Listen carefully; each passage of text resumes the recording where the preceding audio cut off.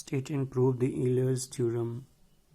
Statement: if n is greater than or equal to 1 and greatest common divisor of an is equal to 1, then a raised to power phi n is congruent to 1 modulo n. Now proof: let us take n is greater than 1. Let a1, a2 and so on a phi n be the positive integers less than n that are relatively prime to n. Since greatest common divisor of an is equal to 1, it follows from the lemma let n is greater than 1 and greatest common divisor of a and n is equal to 1. If a1, a2, so on a phi n are positive integers less than n and are relatively prime to n, then a into a1, a into a2, so on a phi n are congruent modulo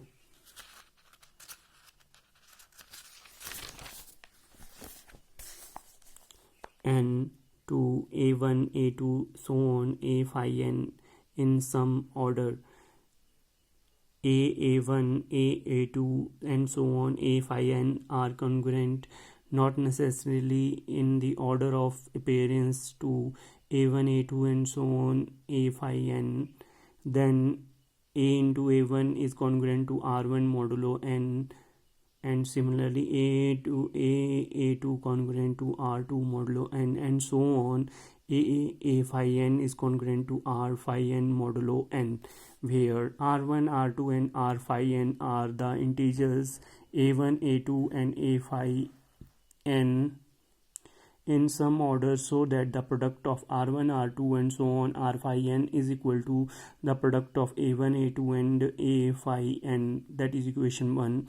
Multiplying the above congruence, we get a1, a2, so on a phi n is equal to r1 into r2 and so on r phi n congruent modulo n, or a1 into a2, so on a phi n into a raised to power phi n is congruent to a2, so on a phi n modulo n by using 1. This is equation 2.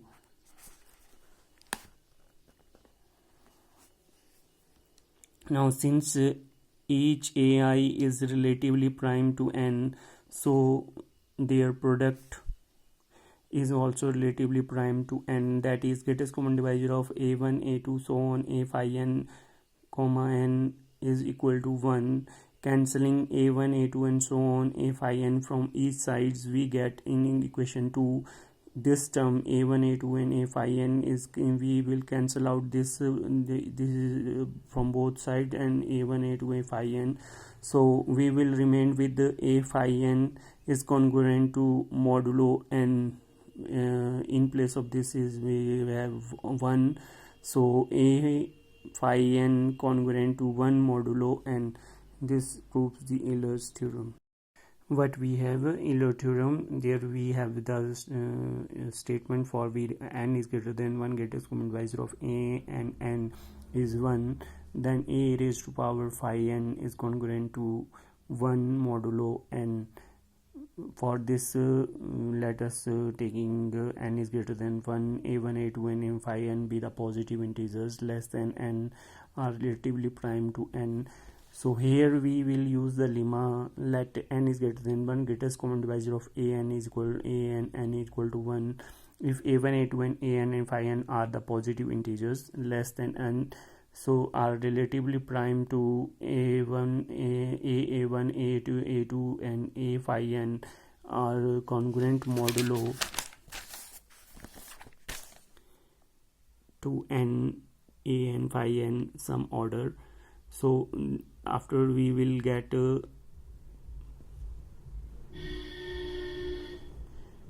a1 is congruent to r1 modulo n, and a2 is congruent to r2, and an is congruent to r phi n modulo. So this r1, r2, r phi n is equal to the product of a1, a2 and a phi n, and multiplying these terms both sides, so we will get a1 into a2 and a phi n r2 and r phi n. So we have product of a phi n times and into product of a2 and a phi n, and also the other side is congruent to a2 a phi n modulo n. So cancelling a1 a2 and phi n from both sides, we will remain with a phi n is congruent to 1 modulo n, and this proves the Euler theorem.